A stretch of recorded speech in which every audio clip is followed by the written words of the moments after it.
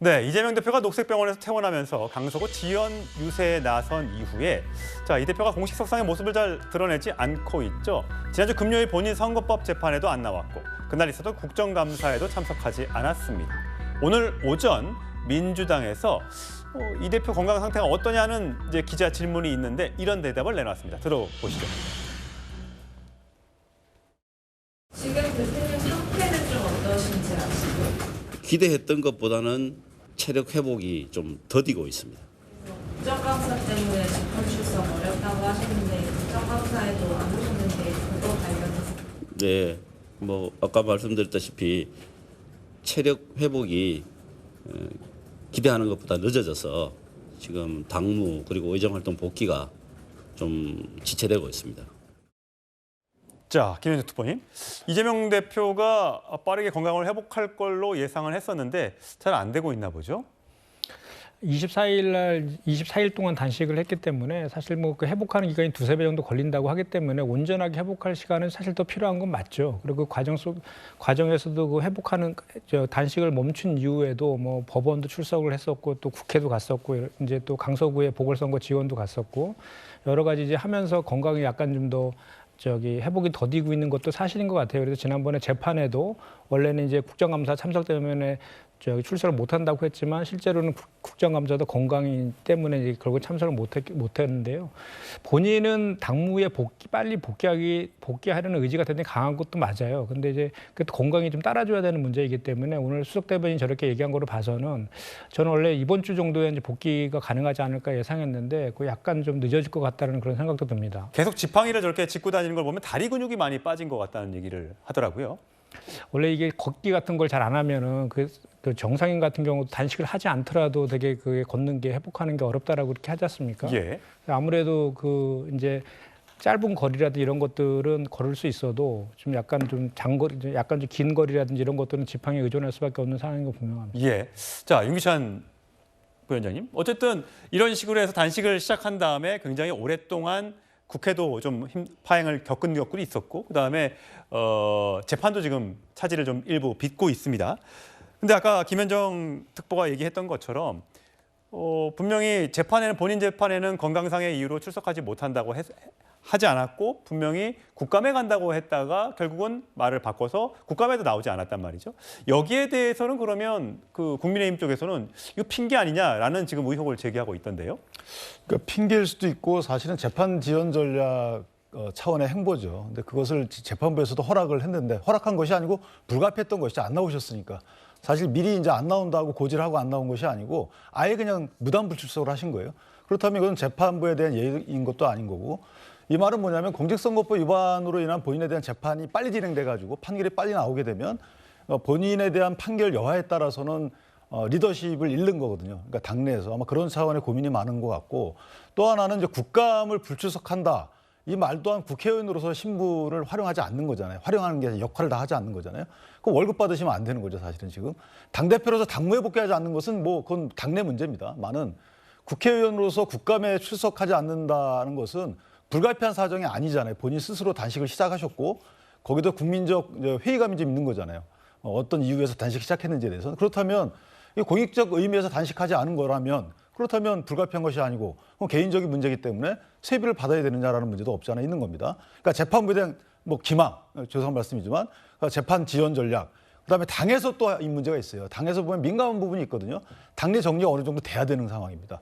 친명과 비명 간에 여러 가지 통합 문제도 나오지만 저는 개인적으로 이재명 대표께서 통합을 말씀을 하실지언정 통합 행보를 하시지 않을 거다라는 생각을 갖고 있어요. 예, 그 얘기는 좀 나중에 다시 그래서 하겠습니다. 이런 여러 가지 본인한테 유리한 국면을 조성될 때까지는 저런 단식 후유증을 말씀 많이 하실 거다라고 하는데 개인적으로다가는 저 부분은 사실 일관된 원칙이 없이 하시는 거라서 저는 좀 회의적인 생각이 들어요. 예, 김 교수님. 저도 좀 이해가 되지 않는 게 지난번에 모든 국민들이 그 강서구청 유세차에 올라와셔서 말씀하는 걸 봤잖아요. 정상적인 활동이 사실은 별 지장이 없어 보여요. 그리고 실제로 재판정에도 출석을 구속영장 실질심사 받을 때 갔었고요. 그때 한 5시간 넘게 앉아서 진술을 다 했다는 거 아닙니까? 근데 국감장은 안 갔어요. 국감장에 몇 시간 동안 서 있는 게 아니잖아요. 앉아 있는 겁니다. 앉아서 자기 순서가 오면 자기 발언하면 되는 겁니다. 근데 국감장은 가지 않았어요. 저는 그래서 재판정에는 몸이 안 좋아서 건강상 이유 때문에 못 간다고 하고 국감장에는 가지 않고 유세차는 서가지고 유세를 하고 저 이런 걸 보면 도대체 이재명 대표께서 하는 이야기가 도대체 건강에 좋은 건지 나쁜 건지 아니면 도대체 무슨 이야기를 하고 싶은 건지 알 수가 없는 건데 저도 이제 제 개인적인 뇌피셜입니다만 오늘 권칠승 대변인이 회복이 더뎌지고 있다는 것은 제가 볼 때 평상 생활하는데 문제는 없는데 국감장에 안 나타났다는 그 비난을 피하기 위해서는 지금 몸이 안 좋다는 이야기를 일부러 하는 게 아닌가 이런 식의 생각까지 제가 오해를 하게 만들어요. 저는 그래서 도대체 이재명 대표 지금 실제 건강 상태가 어떤 건지 저는 지팡이 들고 이렇게 지나가는 모습을 보면 그리고 지금 아까 김현정 대변인 말씀하셨습니다만 당대표가 차로 이동하지 뭐 걸어서 장거리 걸어갈 일이 뭐가 있습니까? 저는 그러면서 보면 빨리 건강을 회복해서 평상 생활로 돌아와서 당무를 복귀를 하든 뭘 하든 국민들한테 더 이상 왔다 갔다 하는 모습을 좀 안 보였으면 좋겠어요. 예, 김현정 대변인. 예, 저도 약간 좀 반론을 좀 해야 될 것 같은데 24일 동안 곡기를 끊고 목숨을 건 단식 투쟁을 했습니다. 야당 대표가. 그럴 때 정부 여당에서는 뭐 한번 찾아오긴커녕 비난하고 조롱했잖아요. 이제 정치가 너무 비정하다는 생각이 드는데 좀 전에 말씀하신 것처럼 뭐 강서구청의 보궐선거에 유세도 나가고 또 법원에도 출석을 했었죠. 그때 재판에. 그게 힘듦에도 불구하고 정신력으로 나간 거죠. 그런데 이제 이번 선거법 재판과 관련해서는 이제 국정감사를 이유로 불출석 사유를 냈지만 국감장에 못 간 것은 건강이 회복되지 않았기 때문에 못 간 거죠. 그러니까 원래부터 예를 들어서 건강 때문에 못 간다라고 했으면 건강 때문에 못 간다라고 재판부에 얘기했을 수도 있는 거 아닙니까? 그럼에도 불구하고 노력은 했지만 건강이 따라주지 않았다라고 그 선의를 좀 봐주시는 게 맞는 것 같고요. 그다음에 재판 지연 전략에 대해서도 이재명 대표가 재판 지연을 할 이유가 사실 없습니다. 저희 같은 경우는 선거법과 관련해서는 그 느낌과 그 생각을 가지고 기소했다라고 우리가 비판하고 있고 그거에 대해서 충분히 우리가 지금 입증할 수 있다라고 하고 있는 입장을 갖고 있기 때문에 재판을 지연할 이유가 굳이 없다. 이 말씀 덧붙여 드리고요. 근데 선거법 보통 이게 1심이 6개월 만에 나는데 네. 거의 1년이 되도록 지금 재판이 1심 결과가 안 나오고 있잖아요. 그게 이재명 대표 탓이 아니지 않습니까? 뭐 양쪽 검찰이랑 변호인 쪽에 서로 증인들을 뭐 50명인가요? 제가 알기로는 그 이상으로 막 그 신청을 해놔서 그 재판 그 과정이 그렇게 그렇게 시간이 걸릴 수밖에 없는 그런 구조이기 때문에 그런 것이지 이재명 대표가 뭐 인위적으로 재판을 지연하고 이러지는 않다고 보고요. 예. 근데 그러면은 사실 재판을 빨리 해달라고 이재명 대표께서 얘기하셔도 돼요. 예. 일주일에 지금 원래 2주일에 한 번씩 2주일에 한 번씩 있잖아요. 이거 일주일에 2번 해달라고 하시면 돼요. 그럼 빨리 끝나고 본인이 그렇게 단순한 재판이라고 판단하신다 그러면 빨리 오해를 벗어나는 측면에서 일주일에 2번씩 해달라 이렇게 요구하는 경우도 많이 있거든요. 예. 주변에서 그렇게 하시면 뭐 오해를 불식시키지 않아요. 예. 자, 이거 말고도 지난달 27일이죠. 백현동 의혹 등에 대한 이재명 대표 구속영장이 기각됐죠. 영장 기각 결정을 내린 유창훈 판사 이야기를 좀 해볼까 합니다.